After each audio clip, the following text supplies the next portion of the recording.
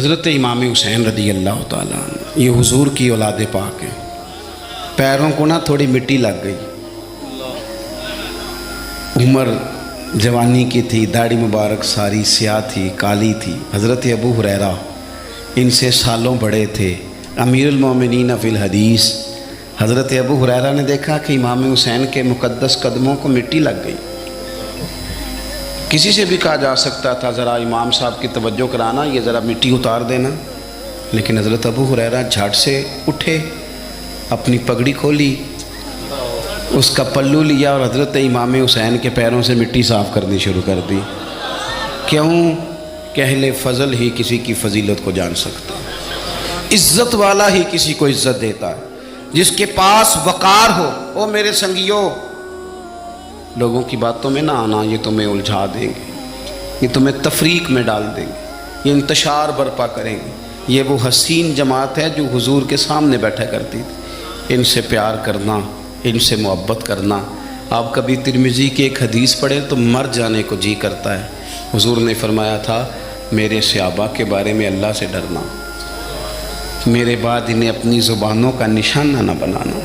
کاش کوئی ان جملوں کا درد سمجھ سکے.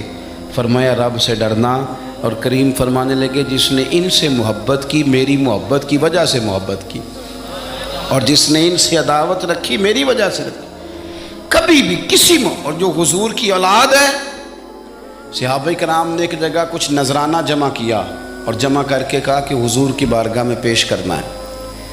اخراجات بہت زیادہ ہیں اور ظاہری وسائل اس ترتیب سے نہیں ہیں.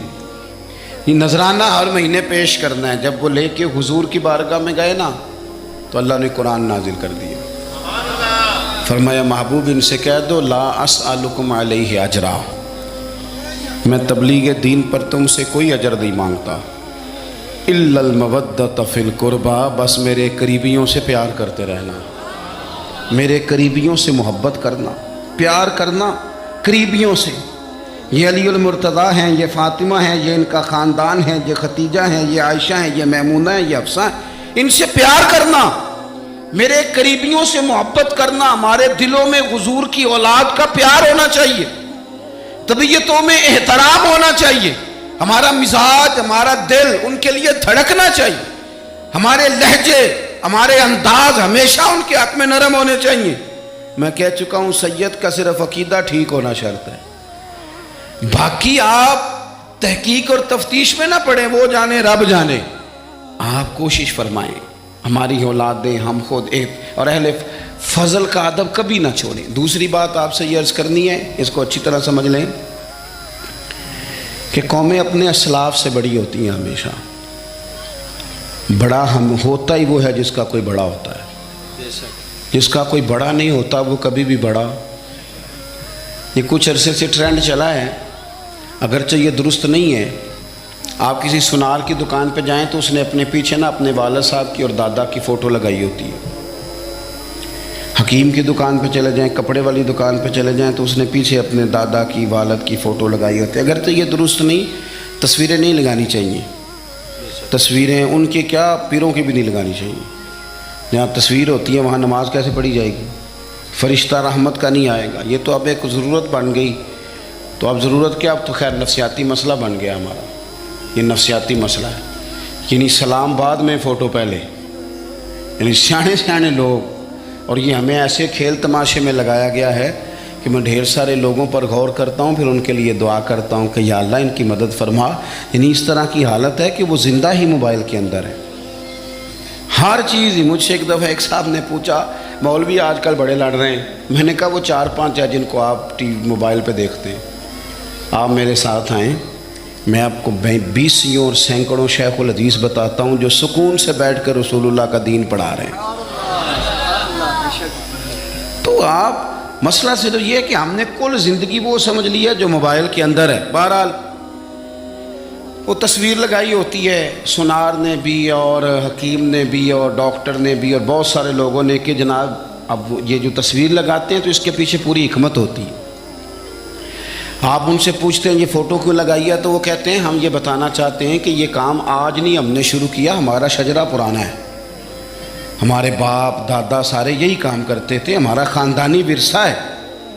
وہ ثابت یہ کرنا چاہتے ہیں کہ ہم پیچھے سے ہمارا ایک سلسلہ آ رہا ہے. ساری دنیا اپنے اکابرین کو، اسلاف کو، بڑوں کو ان کے زور پر بڑا ہونا چاہتی ہے. یہاں کچھ لوگ ایسے آئے ہیں جن کے نزدیک معاذ اللہ صحابہ ہی ٹھیک نہیں تھے، اہل بیت ہی ٹھیک نہیں تھے. آپ اپنی سند کیسے مضبوط کریں گے؟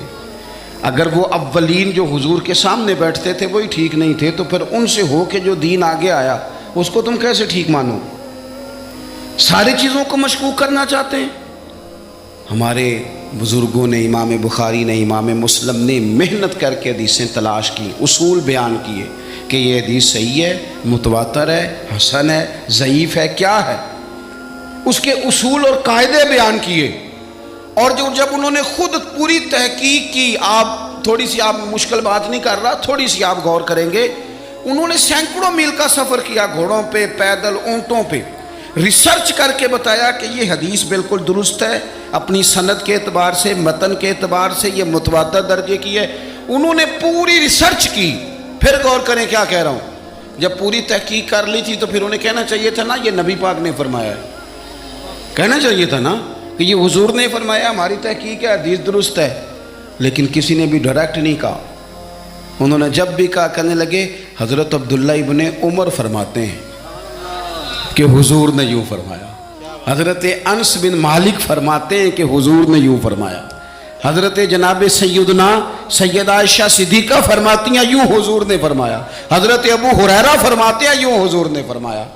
انہوں نے نا پہلے اس صحابی کا نام لیا جنہوں نے وہ بات اپنے سینے میں محفوظ کی. کیا بتایا انہوں نے ہمیں کہ ہم دنیا گھوم آئے ہیں، ریسرچ کر آئے ہیں، تلاش و بسیار کے بعد اس نتیجے پہ پہنچے ہیں کہ دین کا اصل فیض وہی ہے جو صحابہ اور اہل بیت کے سینوں سے ہو کے امت کو نصیب ہوا ہے. اصل فیضان وہ ہے جو وہاں سے ہو کے آیا.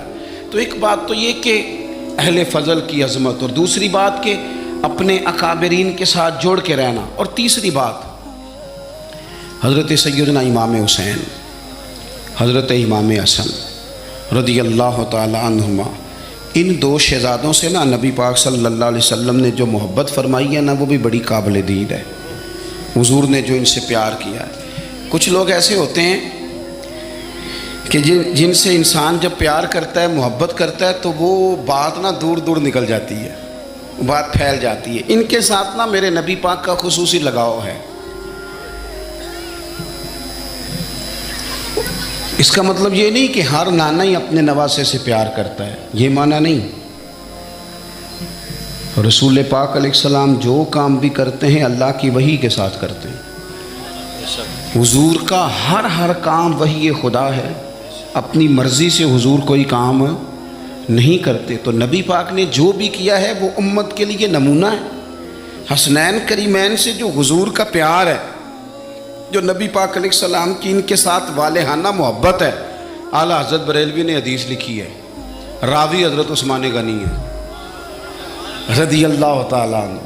حضور سید عالم صلی اللہ تعالیٰ علیہ وآلہ وسلم نے نا گھر میں پیغام بھیجا، فرمایا فاطمہ سے کہو ذرا حسن حسین کو تو بھیجے.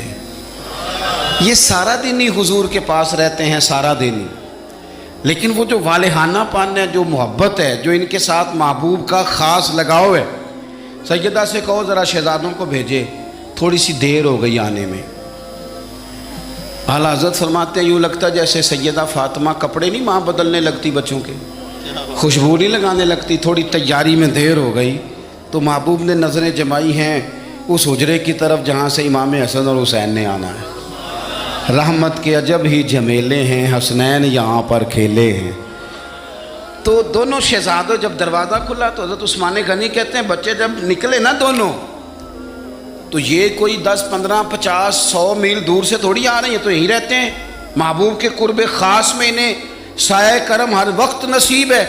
لیکن نبی کریم علیہ السلام کا جو والہانہ پن ہے، جو ان کے ساتھ حضور کا رشتہ محبت ہے، جیسے ہی دونوں شہزادے آئے حضرت عثمان غنی فرماتے ہیں محبوب نے مقدس گھٹنے زمین پہ رکھ دیے اور دونوں بازو کھول دیے. ایک شہزادہ اس سینے سے لگ گیا اس کندھے سے، ایک اس کندھے سے لگ گیا. اور پہلے بھی حضور پیار کرتے تھے، پر آج تو رخ ہی بدل گیا بات کا۔